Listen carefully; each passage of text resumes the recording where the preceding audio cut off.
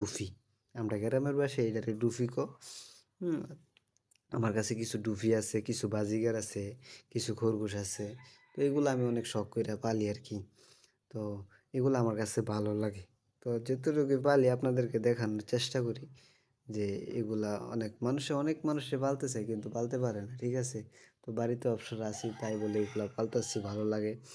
তো এই দেখতে, দেখতে কিন্তু আমার ডুবি পাখির যেই ডিম পাড়নের খাঁচাটা এটা কিন্তু তৈরি হয়ে গেছে গা। তো এই তৈরি করার পরে আমি এসে খাঁচার ভিতরে রাখছি। খাঁচার ভিতরে রাহুনের সাথে, সাথে মনে করেন যে রাখছি একটু পরে ওই আইসা সে দোনোটা পাখি এই খাঁচার ভিতরে সুন্দরভাবে বসছে। দেখে আমার অনেক ভালো লাগছে। কারণ এটা বানাইছি এত সুন্দর কইরা যে পাখিগুলা দেখে আইসা বুইঝা ফেলছে যে এখানে ওদেরকে ডিম পাড়ার লেগে দেওয়া হইছে ওরা আইসা বইসা গেছে। পাশে আমার বাজিগারগুলা আস্তে, আস্তে কমাই ফেলতেছি। আর গরো যে গত ভিডিওতে